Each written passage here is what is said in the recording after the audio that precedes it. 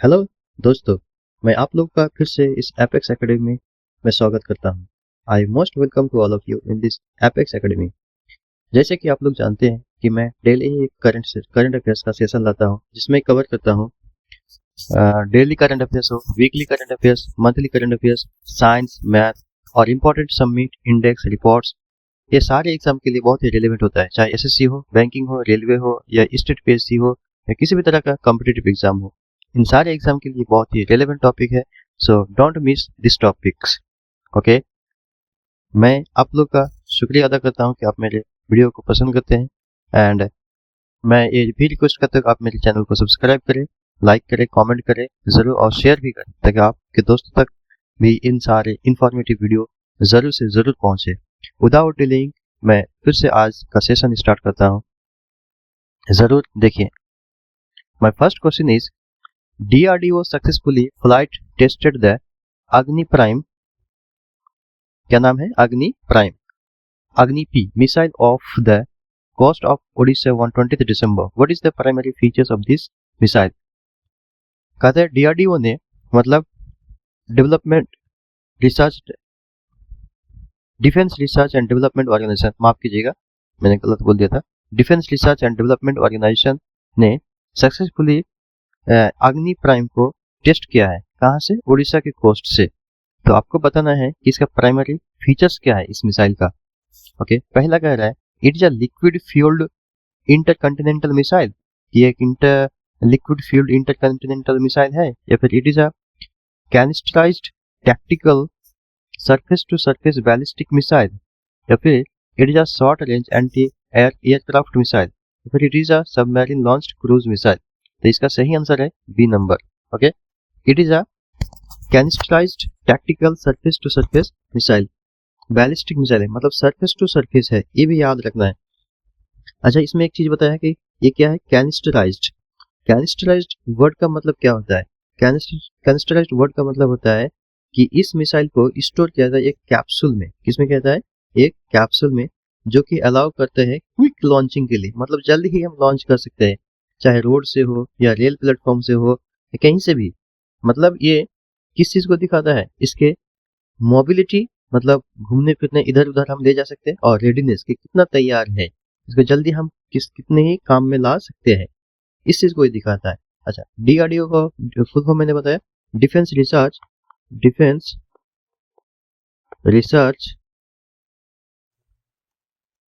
And development organisation. इसको आप याद रखेंगे, इसका फुल फॉर्म क्या होता है। अच्छा, इसको एस्टेब्लिश कब किया गया था? तो 1958 में। DRDO was established in 1958। इसका हेडक्वार्टर कहाँ पे है? न्यू दिल्ली। और इसका जो करंट चेयरमैन है, मतलब फिलहाल जो चेयरमैन है, वो है डॉक्टर समीर वी कामत। ये सारा क्वेश्चन बहुत ही एकदम डायरेक्टली पूछ लिया जाता है कि who is the current chairman of DRDO। Okay, तो इसका आंसर क्या है? Doctor Sameer V Kamat. अब हमारा नेक्स्ट क्वेश्चन है, which paramilitary force observed its raising day on 20 दिसंबर? किस पैरामिलिट्री फोर्स ने ऑब्जर्व किया है किसको, कि रेजिंग डे को मनाया है? इसका मतलब कि रेजिंग डे को कौन मना है, कौन सा पैरामिलिट्री ने? ITBP, इंडियन टिब्बो बॉर्डर पुलिस, या SSB सशस्त्र सीमा बल, या CRPF, या फिर असम राइफल्स। इसका सही आंसर है SSB, सशस्त्र सीमा बल। अच्छा, सशस्त्र सीमा बल को एस्टेब्लिश कब किया था? 1963 को, following the Sino Indian war. Sino Indian war को हम भारत चीन युद्ध भी कहते हैं, इंडो चाइना वॉर भी कहते हैं, इंडो चाइना वॉर भी कहते हैं। ओके, इंडो चाइना वॉर कब हुआ था? 1962 को। इसी के बाद SSB का एस्टेब्लिशमेंट हुआ था 1963 में। इसका प्राइमरी रिस्पॉन्सिबिलिटी क्या है? ये गार्डिंग करता है इंडियन नेपाल बॉर्डर को और इंडिया भूटान बॉर्डर्स को। इसका मोटो क्या है? Service, security and brotherhood. Okay, इसका मतलब 20 दिसंबर को SSB रेजिंग डे सेलिब्रेट किया जाता है। हमारा नेक्स्ट क्वेश्चन है, the prime minister recently inaugurated a new state of the art terminal building at which northeast airport to boost regional connectivity. Prime minister Narendra Modi ji ने एक आज ही के दिन इनॉग्रेट मतलब 20 दिसंबर को इनॉग्रेट किया है एक state of the art terminal building को एयरपोर्ट में। किस चीज के लिए? और ये कहाँ पे है? नॉर्थ ईस्ट एयरपोर्ट को, ताकि वो रीजनल कनेक्टिविटी को बूस्ट कर सके।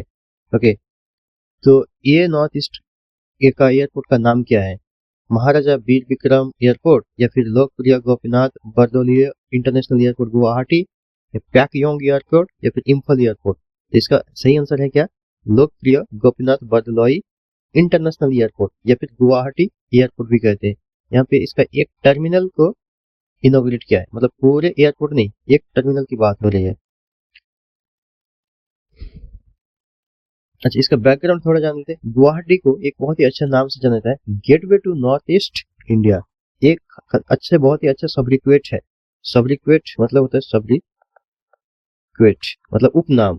क्या होता है? उपनाम। कि उसका उपनाम क्या है? तो गुवाहाटी का उपनाम क्या है? Gateway to north east India. अच्छा, ये जो टर्मिनल को इनोवेट किया गया है किस स्कीम के तहत? उड़ान, UDAN, उड़ान। उड़ान का फुल फॉर्म होता है पूरे देश का आम नागरिक। इस स्कीम को लॉन्च किया गया था 21 अक्टूबर 2016 में। और and the act east policy, और एक एक्ट है, इसका नाम है एक्ट ईस्ट पॉलिसी के अंडर में। ओके, अब हमारा नेक्स्ट क्वेश्चन है, which Indian export sector was highlighted by the Vice President at a recent awards function in New Delhi as a pillar of the economy? मतलब जो भारत के vice president है CP Radhakrishnan. Vice president कौन है? CP Radhakrishnan. CP Radhakrishnan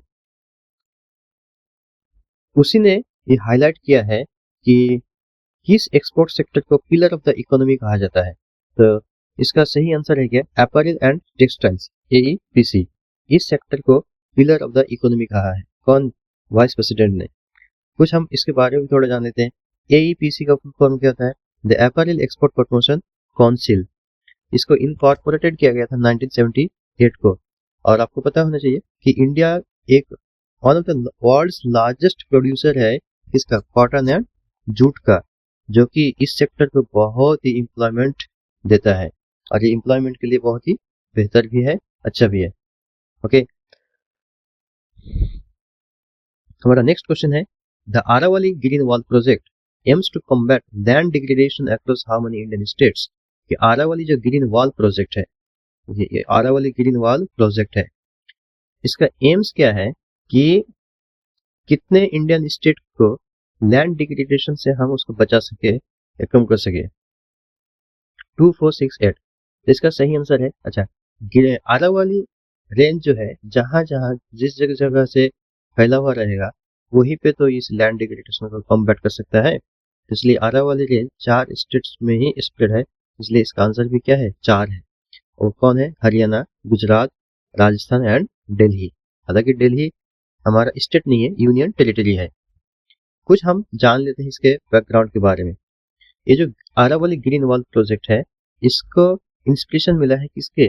Africa के great green wall से। कहाँ से? ग्रेट ग्रीन वॉल से। अच्छा, इस प्रोजेक्ट के अंदर कहता है 5 किलोमीटर का बफर जोन बनाया जाएगा आरावली के चारों तरफ, ताकि वो क्या कर सके, आरावली की वजह से क्या होता है कि थार डेजर्ट का एक्सपेंशन घट जाता है। इसलिए 5 किलोमीटर और अगर हम आगे तक कर देंगे तो थार डेजर्ट का एक्सपेंशन कम हो जाएगा। ओके, अच्छा, आरावली जब बात आई है तो उसके बारे में जान लेते हैं। और आरावली है दुनिया का सबसे पुराना फोल्डेड माउंटेन है। कौन सा माउंटेन है? Fold mountain. फोल्डेड माउंटेन, ये दुनिया का सबसे ओल्डेस्ट फोल्डेड माउंटेन है। मतलब ये हिमालय माउंटेन से भी पहले बना था। इस एज को तब क्या कहा जाता है? Proterozoic era. ये कब को माना जाता है? 2500 मिलियन ईयर्स अगो। मतलब प्रोटेरोजोइक एरा 2500 मिलियन ईयर्स पहले की बात है। और ये जो फैला हुआ है आरावली, 800 किलोमीटर तक फैला हुआ है। ओके, और इसका सबसे हाईएस्ट पीक की बात करें तो इसका हाईएस्ट पीक का नाम क्या है? गुरु शिखर। और इसका हाइट कितनी है? 1722 मीटर, 1722 मीटर। इसमें कुछ कुछ इंपॉर्टेंट रिवर्स भी है, जैसे बानस, लूनी, साखी and Sabarmati river. Sabarmati river जो आपका अरेबियन ओशन है, अरेबियन सी पे जाके ये अपना पानी गिराता है। ओके, और लूनी नदी एक ऐसा नदी है जो कि किसी भी समंदर से जाके मिलता नहीं है या फिर नदी से भी जाके मिलता नहीं है। ये रन ऑफ कच्छ के, गुजरात के रन ऑफ कच्छ के मार्सी लैंड पे जाके खत्म हो जाता है, मार्सी लैंड पे खत्म हो जाता है, मतलब बिना किसी समंदर से मिले। तो ये एक ऐसा नदी है जो कि जमीन पे ही खत्म हो जाता है, लेकिन शुरू कहाँ से होता है? गुरु शिखर मतलब अरावली रेंज से। कुछ कुछ पास भी है जैसे हालाघाट पास और देसुरी पास। इसमें सरिस्का टाइगर रिजर्व और कुंभलगढ़ वाइल्ड लाइफ सेंचुरी भी मौजूद है। ये सब आप ध्यान में रखिए, ये ज्योग्राफी के लिए बहुत ही इंपॉर्टेंट पार्ट है। हमारा नेक्स्ट क्वेश्चन है, December 19 to 20 marks the anniversary of operation Vijay. 19 से 20 दिसंबर को ऑपरेशन विजय के रूप में मनाया जाता है। Which territory was liberated from 450 years of Portuguese rule through this operation? कहता है कि किस टेरिटरी को 450 साल के बाद पोर्टुगीज से आजाद कराया गया था, लिबरेट किया गया था। तो इसका सही आंसर है क्या? गोवा। ओके, गोवा 450 साल तक पोर्टुगीज के मतलब पुर्तगाल, पोर्टुगीज मतलब पुर्तगाल, जिसको कब्जा करके रखा था। और इंडिया आजाद होने के बाद भी इसमें पोर्टुगीज का ही रूल था। 1961 में गोवा को आजादी मिली थी। ओके, लेकिन तब गोवा क्या था? एक यूनियन टेरिटरी था, यूटी था। बाद में 30 में 1987 को स्टेटहुड का दर्जा दिया गया था। ओके, इससे पहले ये क्या था? सिर्फ एक यूटी था। उसके बाद हमारा नेक्स्ट क्वेश्चन है, the third regional meeting of urban development minister focusing on Swachh Bharat 2.0 was held in which city of lakes? जो तीसरा रीजनल मीटिंग है अर्बन डेवलपमेंट मिनिस्टर का, वो स्वच्छ जो बातें करता है किसके ऊपर फोकस करता है? स्वच्छ भारत 2.0 के बारे में। तो ये किस सिटी ऑफ लेक्स में हुआ पे है, मतलब किस जगह पे ये मीटिंग होने वाला है? उदयपुर में, भोपाल में, या नैनीताल या थाने? तो इसका सही आंसर है क्या? भोपाल में।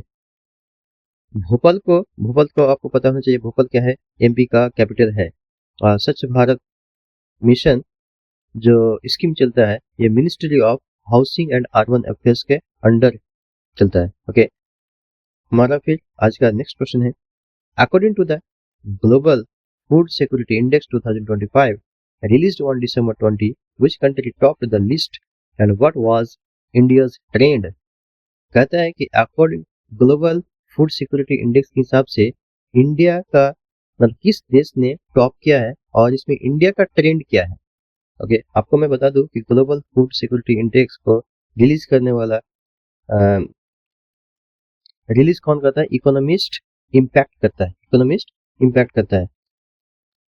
तो इस इंडेक्स के हिसाब से जो फिनलैंड है आपका, फिनलैंड क्या है? सबसे टॉप किया है। लेकिन इसमें इंडिया के लिए एक अच्छी बात है कि इसमें अफोर्डेबिलिटी में इम्प्रूव किया है। अच्छा, अफोर्डेबिलिटी क्या है कि ये जो इंडेक्स रिलीज होता है इसका 4 मेजर पिलर्स है, इसका 4 मेजर पिलर्स है।